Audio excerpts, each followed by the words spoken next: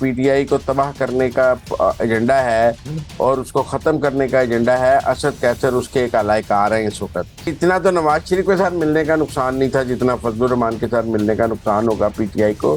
عمران خان کو وہاں سائفر میں سزا ہو جانی ہے، یہ تو خود اس چکر میں ہے کہ ہم ایم این اے دوبارہ کیسے بن جائیں گے۔ یہ تو مولانا کو جتانے کا ایک فارمولا ہے کے پی میں جس پر عمل شروع ہوا ہے، اور یہ جنرل فیض کے اشاروں پر ناچتے رہے ہیں جسٹس مظاہر علی نقوی۔ فیض صاحب اور ان کے سارے کارندے مشکل میں ہیں اس وقت۔ السلام علیکم، میں ہوں صوبیہ اشرف، پروگرام اندر کی بات مزمل اور وردی کے ساتھ۔ آج چیف جسٹس قاضی فائز عیسیٰ نے اپنے ہی ادارے سے اس احتساب کا آغاز کر دیا ہے، اور ایک بہت بڑا فیصلہ سامنے آیا ہے سپریم جوڈیشل کونسل کا۔ جسٹس مظاہر علی اکبر نقوی کو شو کاز نوٹس جاری کر دیا گیا ہے۔ ان کے خلاف کرپٹ پریکٹسز کے خلاف جو شکایات تھیں ان کے حوالے سے جو ریفرنس دائر کیا گیا تھا سپریم جوڈیشل کونسل میں، مگر جو چیئرمین نیب تھے، سابق چیئرمین نیب جاوید اقبال صاحب، ان کے خلاف ریفرنس جو ہے وہ کیوں خارج کر دیا گیا ہے، اندر کی بات کیا ہے، اور کیا اب جسٹس مظاہر علی نقوی اس شوکاز نوٹس کے بعد جو ہے وہ ڈٹ جائیں گے یا پھر گھٹنے ٹیک دیں گے؟ اندر کی بات جانتے ہیں مزمل صاحب سے۔ السلام علیکم مزمل صاحب۔ السلام علیکم، کیا حال ہے؟ ٹھیک ٹھاک ہیں؟ اللہ کا شکر ہے مزمل صاحب۔ مزمل صاحب یہ بتائیں کہ سابق چیئرمین نیب کے خلاف جو ریفرنس تھا اس کو خارج کر دیا ہے، اور ابھی جو موجود ہیں جسٹس مظاہر علی نقوی، ان کے خلاف ریفرنس پہ ان کو شو کاز نوٹس جاری کر دیا گیا ہے۔ آگے کیا ہوگا؟ ٹھیک ہے، دیکھیں جاوید اقبال صاحب تو ریٹائر ہو کے گھر جا چکے تھے، بطور چیئرمین نیب بھی گھر جا چکے تھے، تو سپریم جوڈیشل کونسل ان کے خلاف کیا کارروائی کر سکتی تھی؟ انہیں ہٹا تو سکتی نہیں تھی۔ اب وہ ایک عام شہری ہیں، اور آپ سمجھیں جب وہ چیئرمین نیب تھے، اگر اس وقت یہ ایکشن ہوتا تو چیئرمین نیب کو ہٹانے کا واحد فورم سپریم جوڈیشل کونسل تھی، لیکن اب تو وہ مطلب ہے وہ چیئرمین نیب سے ہٹ چکے ہیں، نیا چیئرمین نیب آ چکا ہے، تو سپریم جوڈیشل کونسل کے اختیارات بڑے محدود تھے ان کے حوالے سے، لہذا وہ ریفرنس تو خارج ہو گیا۔ جہاں تک مظاہر علی نقوی صاحب کی بات ہے، تو یہ مظاہر علی نقوی صاحب کے خلاف کوئی پہلا ریفرنس نہیں ہے سپریم جوڈیشل کونسل میں۔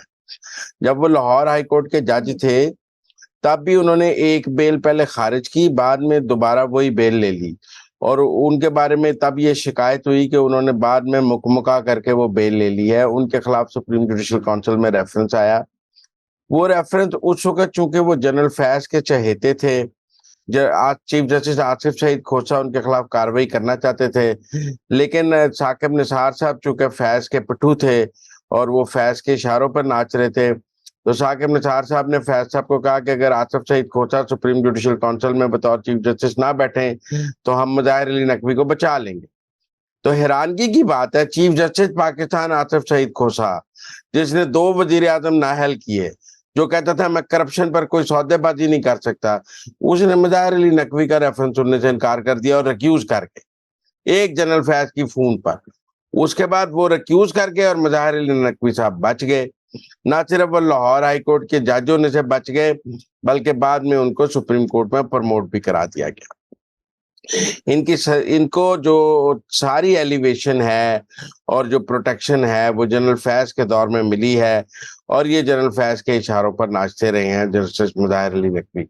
اب صورتحال یہ ہے کہ فیض صاحب اور ان کے سارے کارندے مشکل میں ہیں اس وقت۔ ان کا تو اپنا بھائی نجف حمید بھی مشکل میں ہے، پچھلے دنوں آپ پتہ ہے ایک ہاؤسنگ سوسائٹی اس لیے گرائی گئی ہے کہ اس میں نجف پارٹنر تھا۔ تو مظاہر علی نقوی بھی فیض کے ایک فرنٹ مین کی حیثیت رکھتے ہیں۔ اب صورتحال یہ ہے کہ انہوں نے جو لاہور کینٹ میں گھر لیا ہے، گجرانوالہ کا پلازا ہے، یہ سب نٹ شیل کیس ہیں، انہوں نے انی دولت بنائی ہے اور ان کے اوپر دولت بنانے کا الزام ہے۔ سپریم جوڈیشل کونسل نے آج 3/2 سے ان کو شوکاز جاری کیا ہے۔ لاہور ہائی کورٹ کے چیف جسٹس، جن کے بارے میں ہمارا یہ پہلے ہی جانتے ہیں ہم کہ وہ پی ٹی آئی کے بہت سہولت کار ہیں، ان کا اپنا داماد پی ٹی آئی کا وزیر تھا، اور اس طرح اعجاز الاحسن صاحب بھی آپ کو پتہ ہے، محمد امیر بٹی صاحب اور اعجاز الاحسن صاحب بھی ہم خیال گروپ کے اس وقت سربراہ ہیں، اور عمر عطاب بندیال اور جو پورا یہ لابی ہے اس کی فیض اس کے وہ بھی، تو اس لیے ان 2 نے ان کے حق میں ووٹ دیا ہے، 3 ووٹ خلاف آئے ہیں، تو شوکاز جاری ہو گیا ہے۔ اب سوال یہ ہے کہ لوگ پوچھ رہے ہیں شوکاز کے بعد کیا ہوگا؟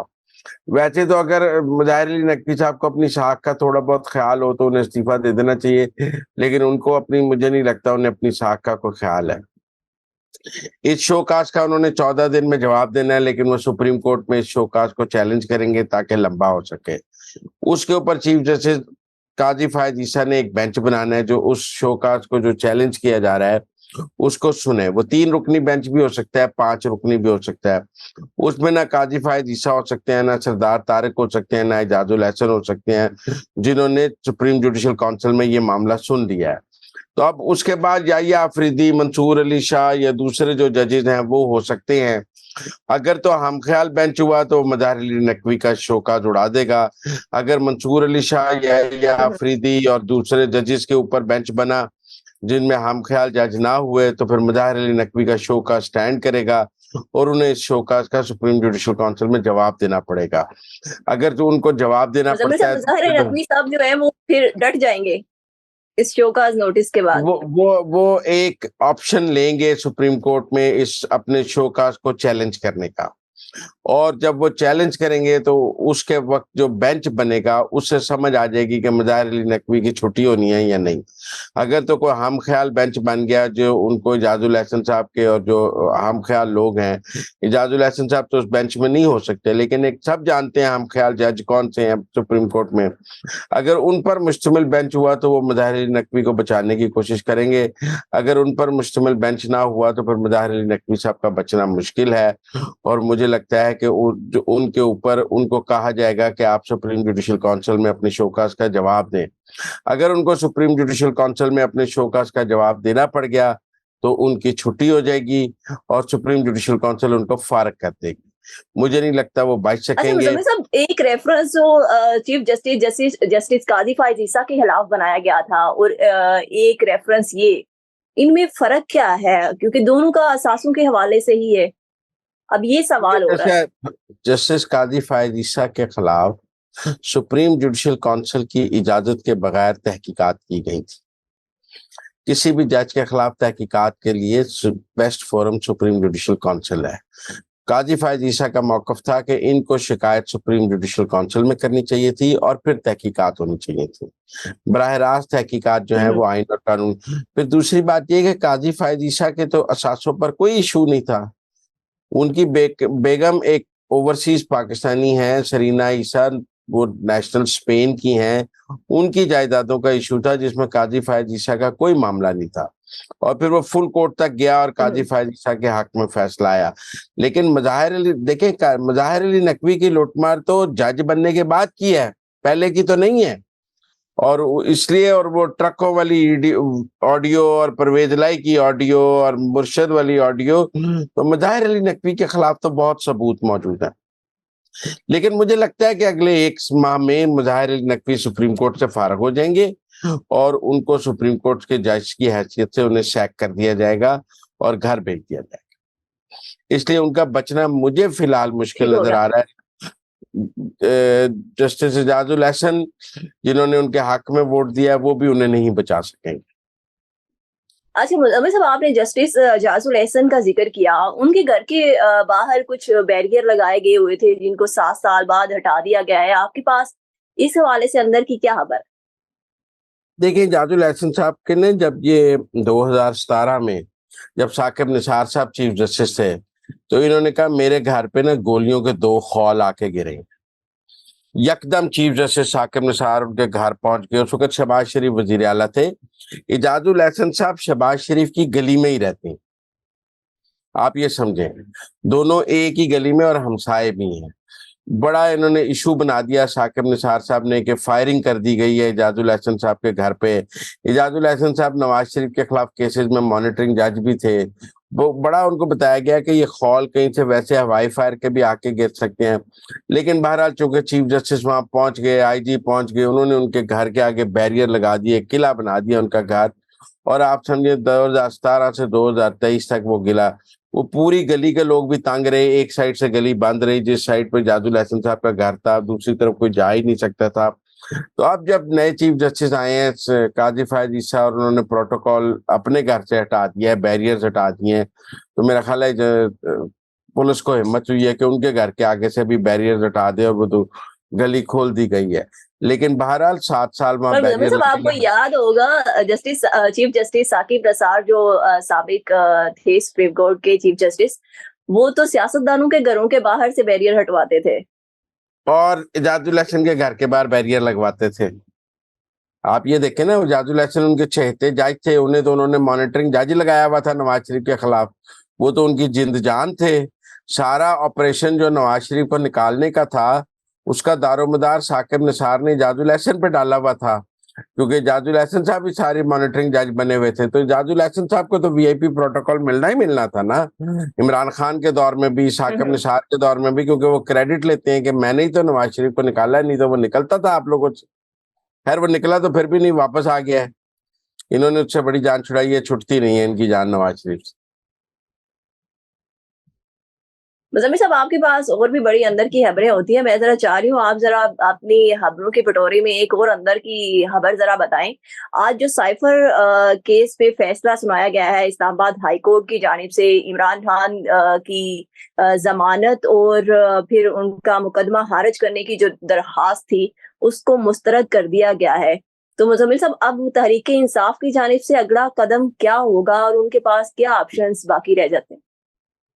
वो उनके पास एक ही ऑप्शन है कि वो अपनी जमानत के लिए आप सुप्रीम कोर्ट में दायर करें पिटिशन, लेकिन वहां से मुझे नहीं लगता कि वो कोई ये साइफर का केस खारिज होगा, या उनकी बेल भी हो सकती है सुप्रीम कोर्ट से फौरी तौर पे कि हम कहेंगे अगले 10 दिन में बेल हो जाएगी, 15 दिन में बेल हो जाएगी।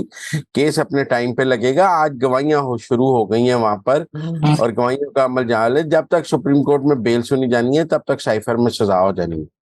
उन्होंने कहना जी ट्रायल कंक्लूड हो गया, अब तो बिल्कुल सजा के करीब है, मतलब फैसले के करीब है। तो मुझे नहीं लगता कि साइफर में कोई बेल होगी। जब तक सुप्रीम कोर्ट में हेयरिंग की बारी आएगी तब तक साइफर जो है केस अपने कंक्लूजन पे आ गया होगा। आज 5 गवाह गवाही देने पहुंच गए थे, वहां दिन ब दिन केस ने चलना है तेजी से फास्ट ट्रैक पे, और वो मुझे लगता है बाई नवंबर एंड उनको सजा हो जाएगी। लिहाजा बेल का मैटर बाद में आएगा, सजा पहले हो जाएगी। मुजम्मिल साहब जुम्मा भी 10 आज साल काफी का, भारी रहा है तहरीक इंसाफ पे। 10 साल से रावलपिंडी ज्यादा पुलिस सजा। को जो है तफ्तीश की इजाजत दे दी गई है। जी, जी लाहौर जी। में भी जो लाहौर में 9 मई के मुकदमात हैं उनमें भी इमरान खान को गुनाहगार करार दे दिया हुआ है, उनके चालान भी जमा है। जो पिंडी के 9 मई के मुकदमात हैं उनमें उनको शामिल तफ्तीश करके उसमें भी उनको गुनाहगार करार दिया जाएगा, और ये 9 मई के मुकदमात में भी इमरान खान को सजा दी जाएगी। मैंने पहले भी आपके प्रोग्राम में कहा है कि 9 मई के हवाले से फौज का बड़ा फैसला है कि उसने किसी को माफ नहीं करना। जब किसी है तो उसमें खदीजा शाह, इमरान खान सब शामिल हैं, किसी को भी माफ नहीं करना। 9 मई के वाक़े में किसी को भी माफ़ी नहीं मिलेगी। मुज़म्मिल साहब एक और मुफ़ाहमत की दौर दौरा है आजकल जो नज़र आ रहा है। अंदर की बात ज़रा मैं जानना चाहूँगी, ज़रा अवाम भी जाने कि मौलाना फज़लुर रहमान को डीज़ल कहते थे तहरीक इंसाफ वाले, और कल असद कैसर और अली मोहम्मद खान की मुलाकात हुई है मौलाना फज़लुर रहमान से। ये क्या मुफ़ाहमत का सिलसिला सिरे से शुरू हो गया है? देखिए, मौलाना फजलुर रहमान को क्या एतराज होगा, तहरीक इंसाफ वाले उनके घर पे चल कर आए, उनकी इमामत में नमाज अदा करेंगे। फजलुर रहमान की सियासी फतह है। ये तस्वीर वो पूरे इलेक्शन में बेचेंगे कि मेरे पीछे खड़े होकर असद कैसर, बैरिस्टर सैफ और शहरियार रफीदी नमाज पढ़ते हैं। ये किस मुंह से अब उनको डीजल कहेंगे?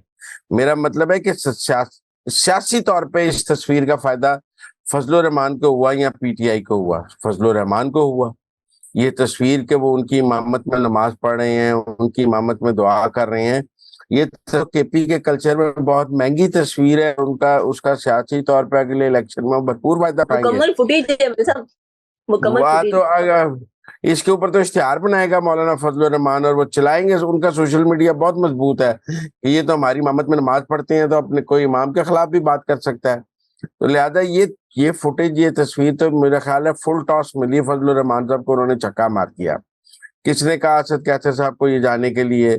यहाँ तो मेरा मतलब है कि जो पीटीआई को तबाह करने का एजेंडा है और उसको खत्म करने का एजेंडा है, असद कैसर उसके एक अलायकार हैं इस वक्त।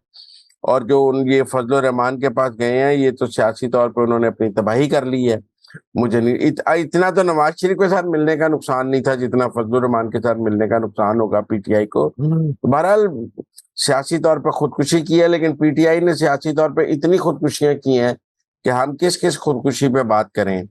ये जो फुटेज है जिसमें वो मुजम्मिल साहब, ये जो मुलाकात है ये क्या इमरान खान की मुशावरत से हुई है, असद कैसर की मौलाना फजलुर रहमान से? कौन इमरान खान से मिल सकता है? असद कैसर साहब जो कर रहे हैं, आपका ख्याल है जो सदर आरिफ अलवी कर रहे हैं वो इमरान खान की मुशावरत से कर रहे हैं? जो असद कैसर साहब कर रहे हैं वो इमरान खान की मुशावरत से कर रहे हैं? इमरान खान क्या कर सकते हैं? उनकी तो जेल में सिर्फ अपनी बहनों और बेगम के अलावा किसी से मुलाकात मुमकिन ही नहीं है, या वकील मिलते हैं आकर बता देते हैं। ये अपने तौर पे एक राग लाप रहे हैं, अपनी सियासी जिंदगी का रास्ता ढूंढ रहे हैं। इनको इमरान खान से क्या सरोकार है? इमरान खान को वहां साइफर में सजा हो जानी है, ये तो खुद इस चक्कर में है कि हम एमएनए दोबारा कैसे बन जाएंगे, हम दोबारा हमें इलेक्शन लड़ने की इजाजत मिल जाए, हमारी एस्टेब्लिशमेंट से सुलह हो जाए, सानू को राह लग जाए, मौलाना देखें हम आपको और फेवर दे देंगे। मौलाना इनसे क्या चाहेंगे? मैं आपको बताता हूँ। कुछ सीटें हैं जो मौलाना जीतना चाहते हैं। अगर वहां पर पीटीआई कमजोर कैंडिडेट देती है तो मौलाना के जीतने के इम्कानात ज्यादा हैं। तो मौलाना उन सीटों पर पीटीआई असद कैसर को कहेंगे कमजोर कैंडिडेट्स लाओ ताकि मैं आराम से सीटें जीत जाऊं। उसके एवज अगर असद कैसर वगैरह 2-4 सीटें जीत भी जाती हैं तो मौलाना को क्या एतराज है? ये तो मौलाना को जिताने का एक फार्मूला है केपी में, जिस पर अमल शुरू हुआ है और जिसमें असद कैसर और बैरिस्टर सैफ जो है ये सहूलतकार के तौर पर काम कर रहे हैं। एक सूबा है जहां इमरान खान, देखिए पंजाब में पीटीआई बहुत हद तक टूट गई है, लेकिन केपी पीटीआई में इतना बड़ा डेंट नहीं पड़ा। वहां अभी सारे जो पीटीआई के लोग हैं वो पीटीआई में इकट्ठे हैं। ये अब पीटीआई केपी को तबाह करने का जो एजेंडा है असद कैसर और बैरिस्टर सैफ ने लेके शुरू हुए हैं ताकि केपी में भी पीटीआई को हराया जा सके, उसका एजेंडा है। Thank you so much Muzammil साहब कि आपने हमें अंदर की खबरों से बाखबर किया। इसके साथ ही इजाजत दें, अल्लाह हाफिज।